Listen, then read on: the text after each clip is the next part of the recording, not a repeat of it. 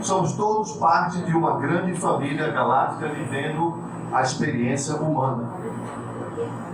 O tema da minha palestra é justamente sobre a importância da ufologia brasileira para o mundo. Ok?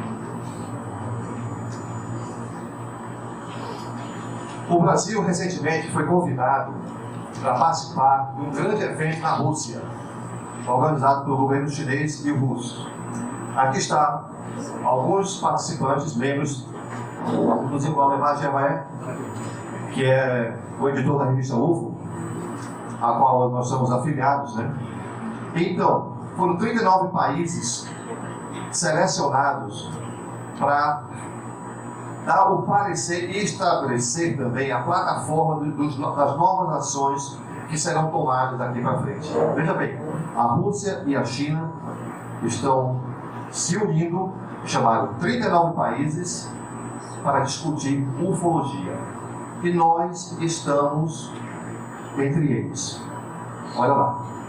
O Brasil, na verdade, é um celeiro de ocorrências ufológicas. Nós temos uma história muito interessante. A propósito, nós fomos sempre na contramão da maioria dos países com relação à abertura dos arquivos ufológicos e à pesquisa ufológica a partir do governo brasileiro. O que é ufologia? É o conjunto de assuntos e atividades associados com o interesse em objetos voadores não identificados, ou seja, os OVNIs, que tem sido objeto de várias investigações ao longo dos anos por governos militares, CIA, FBI, grupos independentes e cientistas. Tá vendo, né?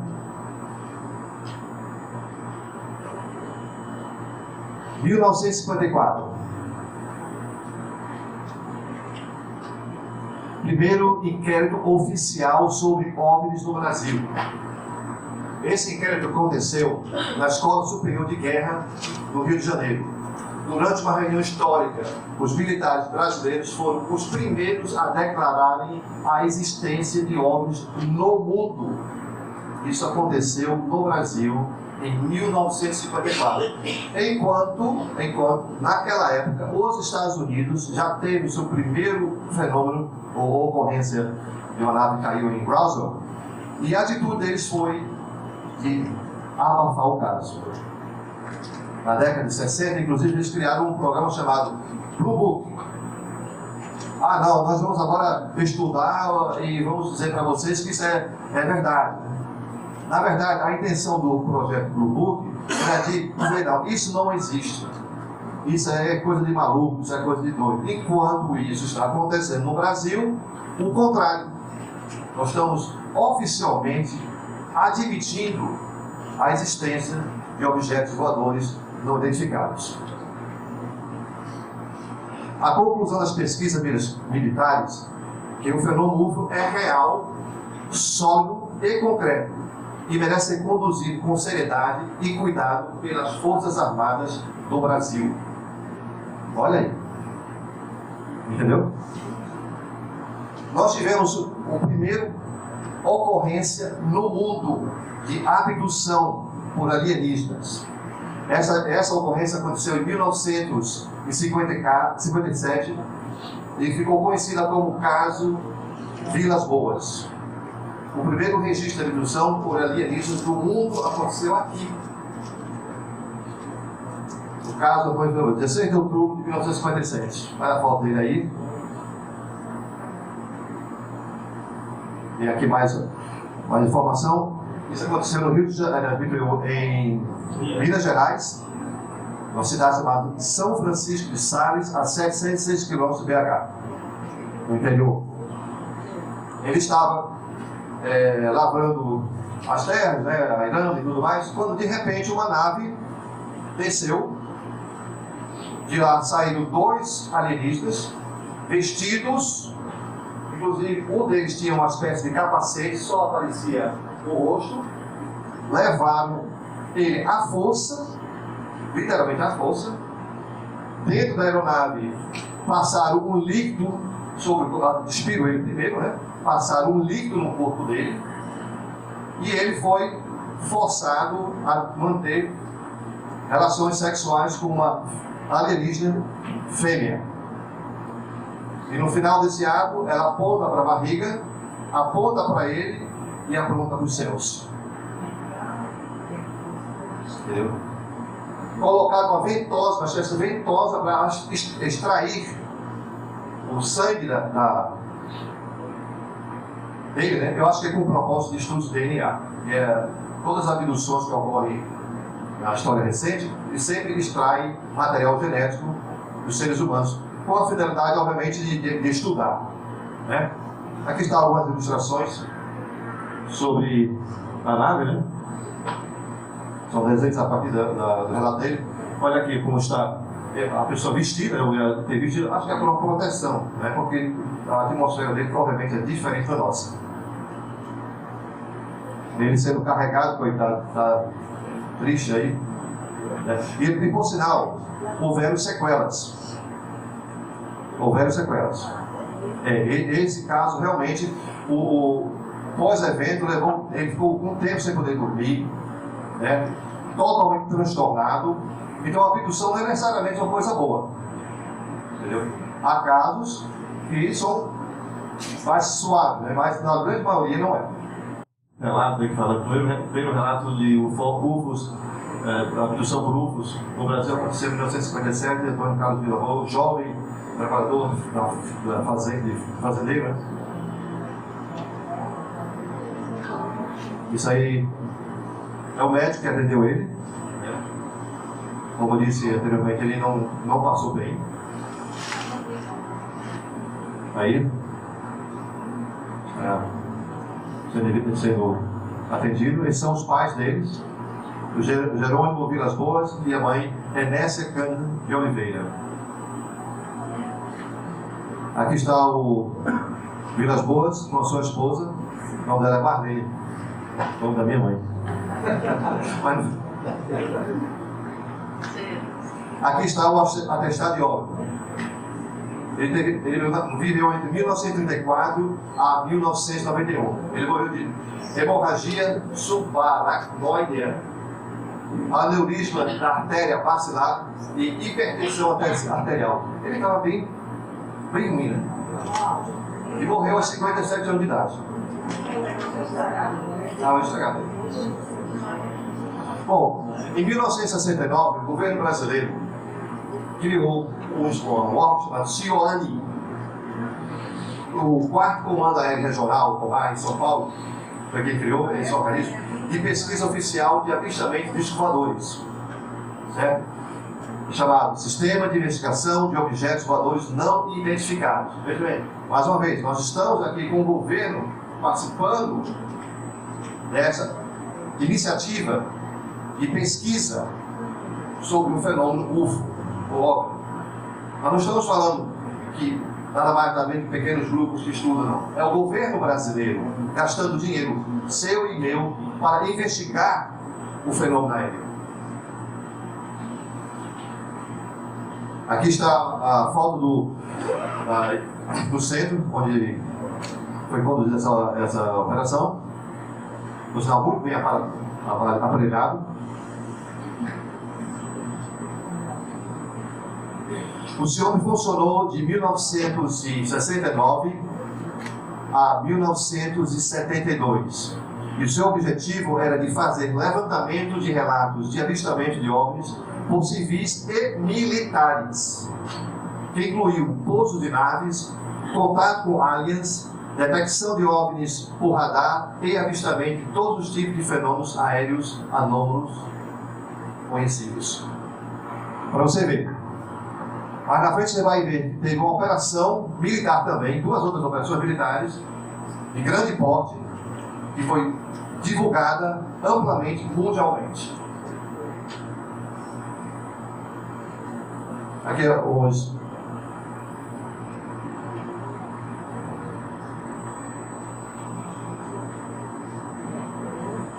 Essas ocorrências, né, que eles faziam, esses desenhos aí, eles são feitos a partir de militares. São relatórios que foram liberados posteriormente para a população ter acesso. Inclusive, nós estamos agora no momento em que, com essa participação da Rússia, né, a abertura dos arquivos brasileiros está cada vez mais sendo abertos. Já temos uma grande quantidade, mas nem tudo foi liberado ainda. Os desenhos e avistamentos catalogados pelo Cione.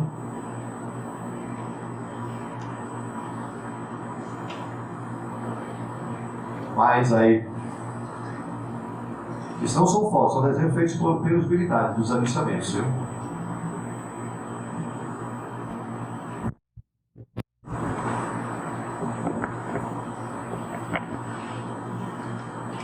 Já em 2004, a Comissão Brasileira de Ufologia e a revista UFO lideraram um movimento de aberturas já dos arquivos, né? Porque muita coisa está com a aeronáutica. E o brigadeiro Judith Saito, comandante da aeronáutica, a publicação publicou no Diário Oficial da União, em 10 de agosto, o registro de pesquisas ufológicas que passou a ser oficial. Ou seja, você basta ter um documento, um formulário que os militares usam para registrar essas ocorrências, entendeu? E é passada para o Cione, enviado para o Arquivo Nacional. E você pode acessar o Arquivo Nacional pela internet e obter todas as informações online ou indo visitar lá em Brasília e no Rio de Janeiro. Está à disposição no site do Arquivo Nacional. É a portaria 551 GC3, que diz o seguinte, basicamente, né? Eu tenho ela aqui toda, mas eu vou ler a parte principal. A partir dessa data, registro de avistamento de UFOs que sejam recebidos pela aeronáutica em suas bases e instalações, costumeiramente arquivados no Comando de Defesa Aérea Brasileira, CONDABRA, em Brasília, deverão ser enviados para o Arquivo Nacional para conhecimento da sociedade. Está aberto para todo mundo. Enquanto os Estados Unidos, até pouco tempo, não admitiam a existência de objetos voadores, né, o Brasil vem na contramão. E alguns outros países da América do Sul admitindo e fazendo pesquisas governamentais sobre o fenômeno, usando nosso dinheiro para saber o que é isso. Só recentemente, no ano passado, em dezembro, alguém chamado Luiz Alessandro, ex-funcionário do Pentágono Alto Governo, né, americano, de defesa, deixou escapar um pendrive com a filmagem sobre um objeto não identificado, né, que estava na costa leste dos Estados Unidos, que foi capturado por um caça F-16, com imagens em infravermelho. Entendeu? Só agora, então, nós fizemos esse programinha, foi só por 5 anos, nós só gastamos 22 bilhões de dólares por ano, mas já acabou. Eles admitiram, mas ao mesmo tempo não, acabou. Na verdade, nunca acabou o programa. Nunca acabou o programa. Esse programa veio desde 1947, quando caiu a primeira nave em Roswell, nos Estados Unidos, no Novo México. Tanto é que a primeira atitude dos americanos naquela época foi assim: não sabia nada. Olha, caiu um objeto não identificado aqui. No dia seguinte, quando essa informação chegou em Washington, eles mandaram calar. Não, diz que isso é um balão teleológico. E a própria pessoa que admitiu o primeiro passo teve que desmentir. E de lá para cá esse programa vem sendo mantido, ridicularizado, mas finalmente a coisa está tomando uma proporção mundial, onde governos oficialmente estão liberando seus arquivos, como aconteceu com a França, com a Inglaterra, com o Chile, com a Argentina. O Brasil já vem na vanguarda disso aí. Há muito tempo. Agora é nossa vez. Bom, aqui estão mais umas fotos.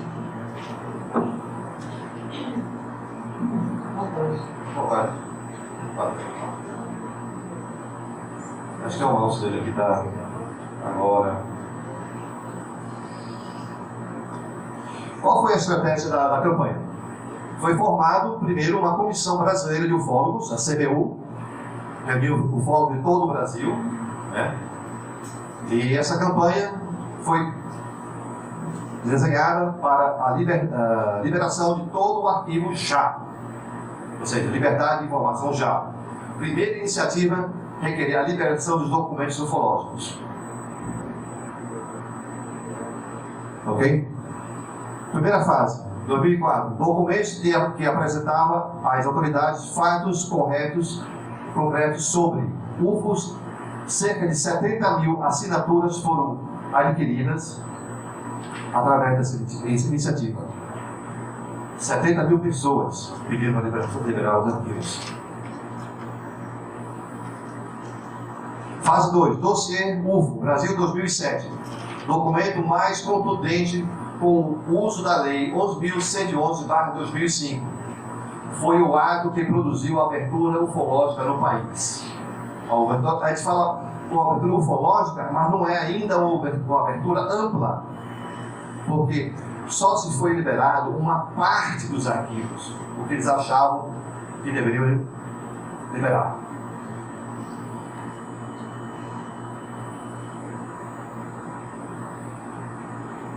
Terceira fase. Iniciativa UFO Brasília 2012. Ação embasada em novas leis e com maior apoio público e parlamentar para todos os documentos sejam liberados. Aí o resultado começaram a aparecer. Cerca de 4.400 páginas de documentos ufológicos antissecretos foram liberados durante a fase 2 da campanha. Esses documentos são referentes aos anos 50, 60, 70, 80, 90 e 2000. Aí o que eles fizeram? Pegaram as 3 grandes ocorrências com participação militar no Brasil, né? As 3 grandes ocorrências com participação militar. Essas ocorrências foram a Operação Prato, em 1977, que foi de setembro a dezembro deste ano. Depois, o caso 2, Noite Oficial dos OVNIs no Brasil, 1986.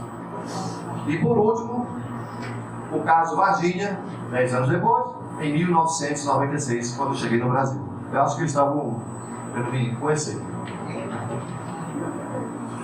Bom, Operação Prato é o codinome de uma operação militar realizada pelo 1º Comando Aéreo Regional, pelo Comar, órgão da Força Aérea Brasileira, sediada em Belém do Pará. Esta aí é a entrada para a cidade. Na época, Polares tinha cerca de 10 mil habitantes. Quando isso ocorreu lá, 90% da população fugiu com medo. 90%, porque houveram ataques. Que, por sinal, foi a única ocorrência que se conhece no mundo aonde as pessoas foram supostamente atacadas. Na verdade, o que eles queriam era extrair material genético, com a finalidade talvez de nos aproximar de nós. É como nós fazemos com os índios, por exemplo. Né? A gente não pode chegar perto dos índios, né? Só vai passar nas eras para eles. Né? Eles morrem com facilidade.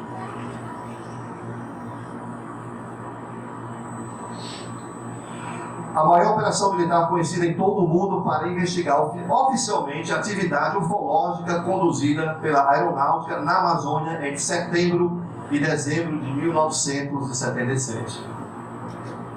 Bom, provavelmente você não consegue ler isso aqui muito bem, que ela é pequena realmente, mas vou dizer para você, a Operação Prato, ela começou em 1977, mas o fenômeno começou em 1975. Eles começaram da seguinte maneira.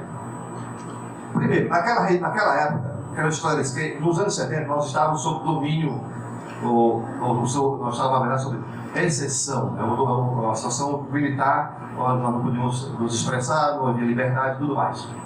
E quem mandava era o militar, né? Resultado, os Estados Unidos nessa época estavam numa guerra fria com a Rússia. Olha como tudo aconteceu. Criaram uma malha de radarização em todo o planeta. Preste atenção que eu vou falar sobre isso aqui, é muito importante. Nem todo mundo tem essa informação. deram essa marginalização, e os militares americanos avisaram aos militares brasileiros: olha, vocês estão tendo, o seu espaço aéreo está sendo invadido. Eles não sabiam pelo quê. Como era a Guerra Fria, pode ser russo, pode ser cubano, pode ser venezuelano. Mas enfim, então os militares brasileiros ficaram avisados disso. Muito bem. Então, avistamento pela primeira vez na região do Ceará. De lá partiram para o Piauí. Olha só, né? Do Piauí se deslocaram para o Maranhão. Sobreviveram uma região chamada Cajapió. Não sei se é Cajapió ou Cajapió. Cajapió, né? Cajapió, né? Cajapió. De lá foram para a Ilha do Caranguejos, Bragança, Vigia, Colares, voltaram para a Baía do Sol, Baía do Marajó, Soure, que é a capital do Marajó, e por fim se estabeleceram em Colares. E foi lá que o bicho pegou. Lá que o bicho pegou. Inclusive chegaram 4 pessoas a óbito com esses ataques.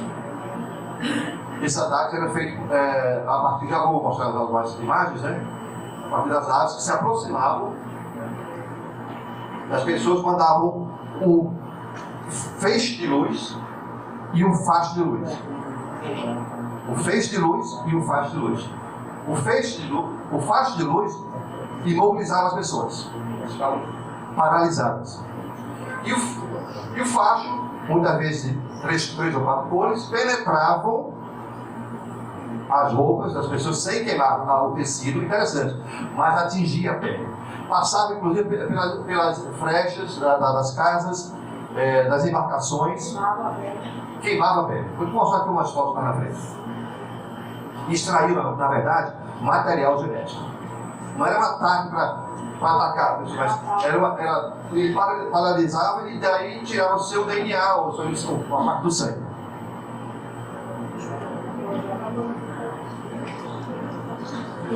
Operação Prato. Eu não gosto quando eles comparam a Operação Prato com o caso Roswell. Chama-se o caso Roswell brasileiro. Não nada a ver. Porque o caso Roswell brasileiro aconteceu em 1947 e só foi investigado em 1984, 1980, décadas depois. Décadas depois.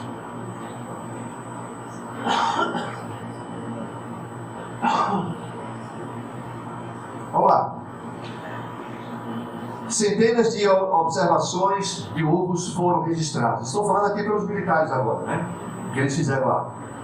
Mais de 2 mil páginas de documentos produzidas. Mais de 500 fotos de UFOs foram feitas pelos militares. Mais de 16 horas de filmes foram gravados pelo comandante, isso aqui, na verdade era Capitão Biologia Holanda. Eles, quando chegou lá em Colares, uma entrevista que ele deu ao Jebaé, ele disse assim: eu fui lá fazer uma operação, porque o pessoal estava falando que tinha luzes, essa coisa de caboclo, lá no norte, eu sou de Belém do Pará. Lá no norte, o Matuto lá chama de caboclo, ou Babaxibé, né? Aí os caras, né, estão vendo luzes, estão sendo atacados por demônios, né? Porque tudo leva para o lado assim, religioso, né? Demônios, né? Tal. Bom, aí ele foi lá, montou uma operação. Prato. Por que prato? Porque ele queria dar um nome que não fosse nada relacionado com o disco voador. Prato, pode ser prato de comer, prato de feijão, prato de qualquer coisa. Né? Então, ele mesmo não acreditava. Ele disse: eu só vou acreditar no dia que um desses passar na minha cabeça. Menina, sabe o que aconteceu? Um passou na cabeça dele, pairou. O que ele não sabia naquela época é que quando ele viu a nave, na verdade, ele já tinha sido devolvido. Olha só, quando você vê a nave, na verdade, ela lhe pegou, lhe levou e lhe devolveu. Aí você viu a nave, ele foi devolvido. Eu digo isso porque depois ele admitiu o fato seguinte, que ele estava dando continência à cheia da bandeira e tudo mais, né? E o braço esquerdo dele estava coçando. Ele não podia se mover. Um ato militar, ia encher a bandeira, respeito a bandeira, você não pode estar se coçando na bandeira, né? Não pode. E coçando. Aí quando terminado o ato de solene, ele foi lá ver o braço, apertou o braço e viu um quadradinho debaixo da pele dele. Ele foi chipado. Alguém sabe o que é ser chipado aqui? Sabe, né? Muito bem. Ele foi chipado. Ele foi chipado e acompanhado por essas entidades extraterrestres, inclusive tendo ocorrências na sua própria casa. Ele chegou a dizer o seguinte: olha, eu estava em casa, os livros voaram na estante. Eu cheguei para adentrar meu carro com minha esposa, as portas do carro se abriram, sozinhas. É coisa que eu corria, viu? Pois é. Vamos lá. Aqui a imagem de todos os tipos, de todas as em preto e branco. Deixa eu carregar aqui. Pronto. Isso aí são fotos reais que foram tiradas por militares. E agora foram liberados. Eram confidenciais, né? Entendeu? Isso aí é o que acontece. Veio com as mesmas características, né? O Alaci Carvalho.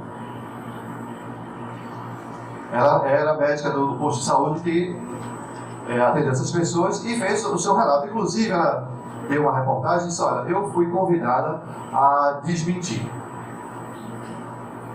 Chegaram para ela e disse: olha, você deu uma dose de alguma coisa para esses caras que estão vindo aí, disse que estão malucos, não digo que foi nada de escovador.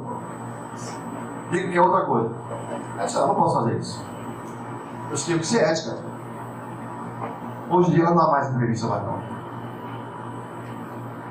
E ela falava com todas as TVs do mundo, como CBN, NBC, CNN, BBC de Londres, History Channel. Essa foto aí foi do History Channel, canal History. Olha aqui agora. Essas aí são algumas dessas vítimas que foram atacadas. Ok? Olha aí o que o militar tinha escondido que veio à tona. Olha a perfuração. Olha você diria. Está com os pega, né?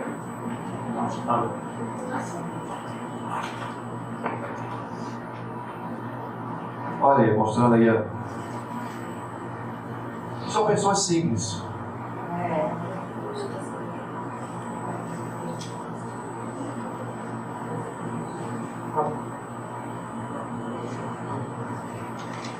E aí o comandante, ele já faleceu. Por sinal, ele faleceu de uma forma muito estranha. Ele deu uma reportagem para a revista UFO, foi filmada. 2 meses depois, antes dela ser publicada, ele cometeu o suicídio. Muito estranho. Agora, você sabe como ele morreu? Enforcado na cama. Como é que você morre enforcado na cama? Mais estranho ainda, né? O corpo dele foi encontrado ao lado da cama, o roupão, aquela cinto do roupão, enforcado. Alguém sabia que ele abriu o bico? Né? Foi uma queima de arquivo. Foi uma queima de arquivo. Quem fez isso? Nós não sabemos. Morreu em casa, enforcado, e disse que ele tinha um problema de depressão. Mas como é que você se mata numa cama? Né? Enforcado. Né? Tem uma pessoa aqui, uma figura que muita gente não fala dele, mas ele tem de grande importância no fenômeno da Operação Prata. É o sargento João Flávio de Freitas. Foi ele que fez todo o relatório enviado lá para o Comar, né? Foi ele que realizou a maioria dos relatórios dos filmes em Super 8 e mandava lá para o comando aéreo. Muita gente eu não sei se ele está vivo ainda. Como eu falei, são poucas pessoas que estão ainda vivas sobre esse caso. Aí está. Jornalista Carlos Mendes. Quem esteve aqui no segundo fórum de ufologia? Levante a mão. Muita gente, né? Caramba. Olha aí. O jornalista, ele esteve presente conosco falando sobre a Operação Prato, que ocorreu. Ele foi, assim, para mim, ele é um marco histórico e está vivo ainda. Falando dos testemunhando o que aconteceu lá. Ele foi um que foi expulso da Operação Prato porque ele estava fazendo o trabalho dele como jornalista e os militares estavam tentando encobrir. O Langeola perguntava para ele: o que é que você está fazendo aqui, rapaz? Você não é comunista? Sai daqui. Não, eu sou jornalista. Ele falava: eu estou querendo fazer o meu trabalho. Aí que ele ficava mesmo, sabe? Gente boa, viu? Resultado da Operação Prato foram centenas de relatos impressionantes. Mais de 2.000 páginas de documentos foram produzidos pelos militares, mais de 400 horas de filmes liberados.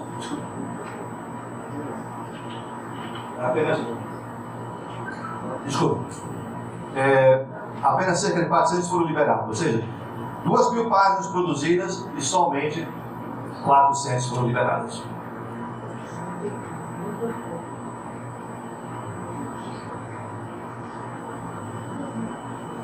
Olha aí.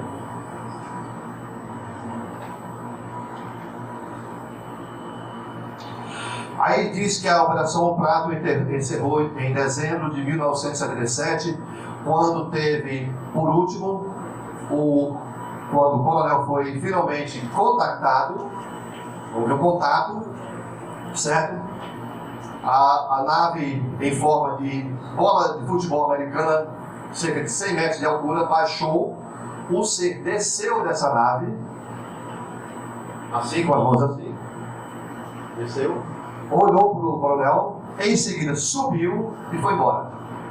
Aí ele relatou isso. Quando ele relatou isso para o Comar relatou para Brasília mandou encerrar a Operação Prato. De repente. Por que a Operação Prato foi encerrada pelos militares brasileiros? Porque os americanos mandaram encerrar. E a partir daquele momento, a Operação Prato se tornou muito mais secreta. Muito mais secreta ainda. Aqui está.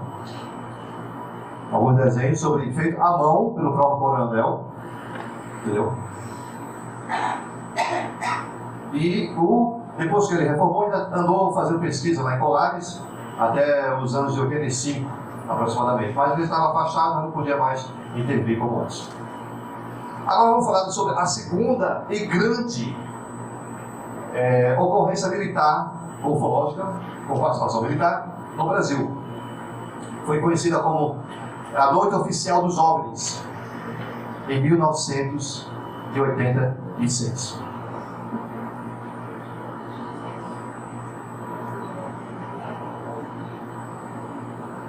Nossa, aqui está um pouco devagar.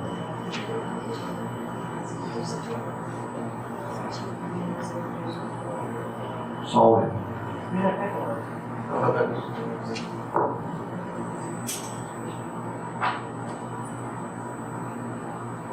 Aí, ministro da Aeronáutica, brigadeiro Moreira Lima. Ele chegou na TV Globo e falou abertamente sobre isso. 21 naves foram detectadas no eixo Rio, São Paulo, Brasília. Lançamos 7 caças para investigar. Só que a tecnologia que eles têm é tão superior a nós que eles não têm condição de acompanhar eles. Né? O caso do episódio dos OVNIs foi a maior onda ufológica ocorrida no país em 19 de maio de 1986, com 21 OVNIs de 100 metros de diâmetro perseguindo e sendo perseguidos por caças militares de rajes F-5 e F-5. 21 esferas congestionaram os radares do Rio em São Paulo. 3 Mirage e 4 F-5 foram lançados para identificar os intrusos. E as autoridades militares graduadas são testemunhas disso. São testemunhas. Já testemunha? Aqui assim. Aqui também, né? Isso foi por volta das 6 ou 7 da tarde, eu tinha 11 anos na época. E eu me lembro que a gente estava ligando chorando porque pensava que o mundo ia acabar. E ligando para minha mãe para ela poder chegar em casa à frente e tal. Era uma bola grande, era assim, laranja, depois roxo, azul. E depois os vizinhos mandaram as crianças entrar para poder entrar e poder entrar. Aonde foi isso? Na época morávamos em Areias. Beleza. Um pouquinho assim. Recife. Não sei se. Tá vendo? Início da noite. Depois eu vou falar um pouco sobre Recife e Nordeste. Bom, as autoridades militares, o ministro admite os fatos em rede nacional, né? Eu estou querendo aqui, vamos lá. Aqui a representação dos casos e os objetos que os cercavam.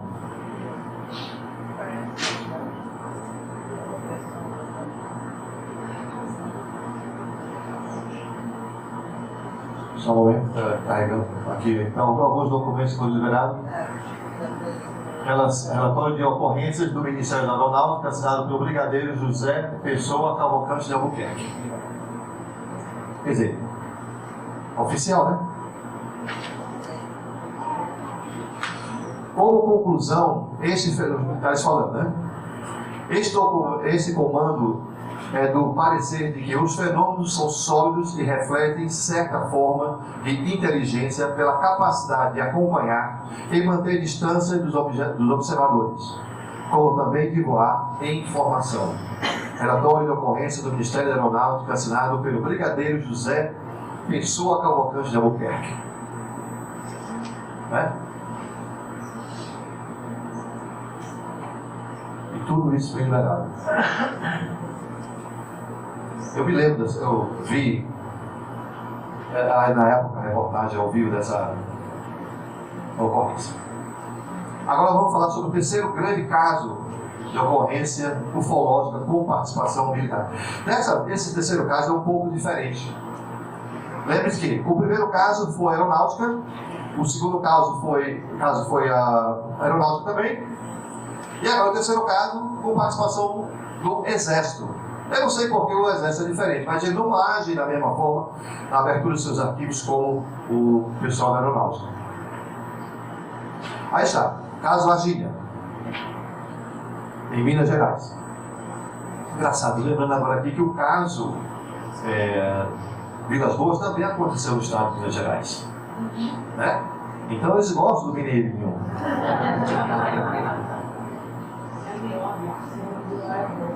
Aqui. Primeiro foi reportada a queda de um artefato cilíndrico e houve testemunhas. Né? Entre 5 e 7 criaturas são relatadas às autoridades. Pelo menos 2 criaturas viviam quando foram capturadas. Quarto, o policial que faz uma das capturas falece em menos de 3 semanas depois. Esse cara se agarrou com o ET. Né? Botou dentro do carro. Né? O policial botou dentro do carro, estava ele e um outro, né? Ele ia no carona. Viu o bicho passando pela frente, ele resolveu pegar, ele já estava meio que pronto do alienígena, né? Botou no carro, só que houve um corte nessa ação. Esse corte infeccionou. Essa infecção foi generalizada em menos de 3 semanas. Outro detalhe importante, que o primeiro ET foi levado para um hospital. Lá houveram, não sei se vocês lembram, tinham 3 meninas que viram o ET, é isso? Foram cerca de 110 a 120 pessoas que testemunharam toda a ação. Quando um deles foi levado para o hospital, médicos, enfermeiros, pacientes, motoristas viram aquela criatura entrar ao hospital. Não foram só aquelas 3 meninas. A criatura que eu referi é aquela que foi resgatada pelo policial. Entendeu? Então, o policial militar Marco Elixerev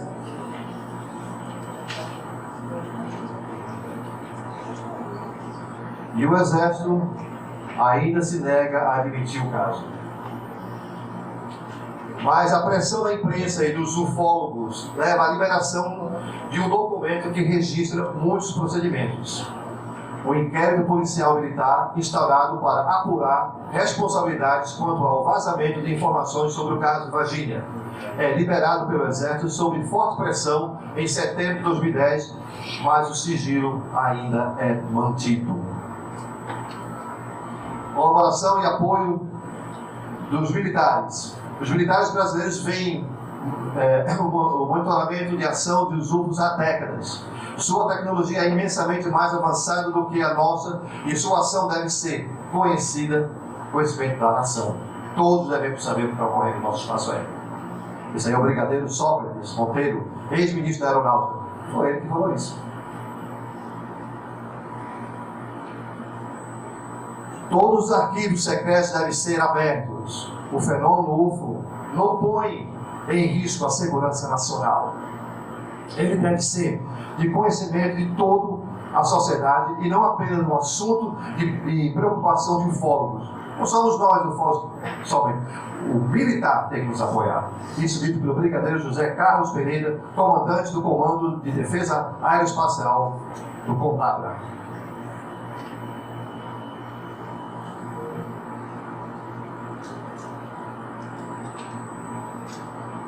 Só um momento. Aí está o formulário que eu falei mais cedo, que ele idealizou, que ele fez, porque a partir daquela ação em 2004, e forçando todos a fazer com que as ocorrências sejam reportadas de forma oficial, esse documento é dado para os aeronautas, para os militares também.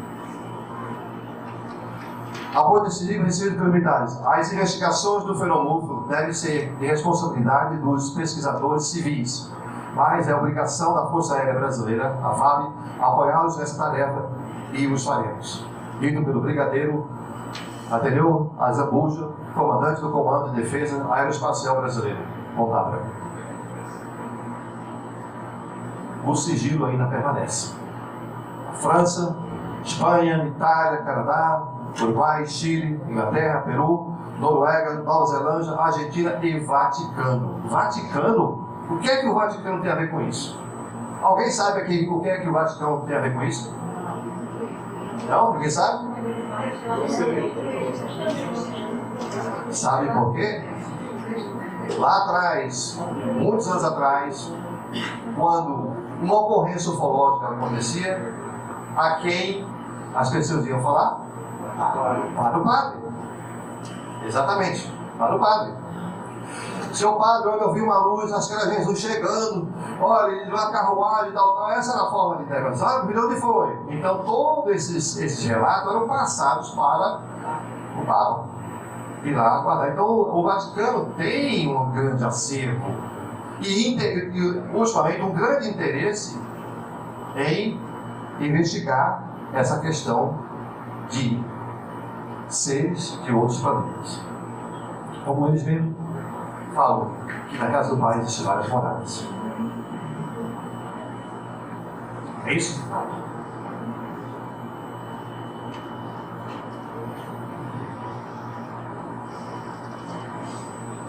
Agora eu vou falar de agroglifos. Vou mudar um pouco aqui. Como eu disse a você, a importância da ufologia brasileira para o mundo, nós abrangemos todas as áreas, desde a abdução, avistamento, né? E agroglifos. Os agroglifos já começaram a acontecer há cerca de 40 anos atrás. E nos últimos 10 anos vem acontecendo no sul do país, em Ipuaçu. Agora, qual é a nossa contribuição em relação aos agroglifos? Veja bem o que eu falei. Estão acontecendo na Europa há 40 anos. Na sua maioria na Inglaterra. E nós fomos os primeiros a dizer assim, olha, vamos investigar o solo. E notou-se uma diferença na composição bioquímica do solo. Notou-se também que o solo dentro do agroglifo se torna estéril. Não existe presença bacteriana. E nós reportamos isso para os europeus. Vocês mal começaram a ter ocorrência no Brasil, vocês já estão descobrindo coisas que nós não sabíamos. Porque até então eles ficavam meramente, como é que eu diria? Observando, tirando foto, fazendo medições e tudo mais. E nós fomos um passo além. Outra coisa também que acontece no agroglifo é o seguinte. Meu amigo Jevaé reportou isso para mim. Ele estava em Cuaçu, Santa Catarina. No interior lá, que não tem, na época não tinha nem se ouviu falar em celular. Ainda se comunicava por fumaça, digamos assim. Daí Cuaçu. Ele entra no agroglifo e consegue fazer uma ligação no celular. E não tinha torre de repetição. Aí ele sai do agroglifo, não consegue fazer ligação. Aí uma coisa, ele disse, vamos fazer, de repente é meu equipamento, está com essa propriedade. Ele pegou 4 operadoras de 4 marcas de celulares diferentes e fez o mesmo teste. E aconteceu a mesma coisa. Existe uma corrente eletromagnética dentro do agroglifo. Agora, para existir uma corrente eletromagnética, tem que ter um gerador de corrente eletromagnética. E esse gerador a gente não sabe, a gente não enxerga, não sabe onde está. E tudo isso nós descobrimos. A tecnologia brasileira, que nós estamos com equipamentos de ponta, estamos com cientistas. Essas ocorrências, quando acontecem, elas são investigadas de forma profunda. Já veio o Gary King na palestra dele, ele vai provar para nós porque esses fenômenos não são feitos por seres humanos. Nós podemos até imitar ou tentar fazer, mas a quantidade, eu não vou falar muito, mas a quantidade de informações que diferenciam um do outro é enorme, é impressionante. É muito impressionante. Aí está o Jevaé. Ufologia brasileira na Rússia, a caminho da ONU. Este evento que ocorreu na Rússia vai ser levado para a ONU no esforço global de abertura de todos os arquivos ufológicos pelos governos de todo o mundo. Porque isso aqui não acontece só no Brasil. Acontece em todos os 4 cantos do planeta. Gente, eu vou pedir agora para baixar as luzes.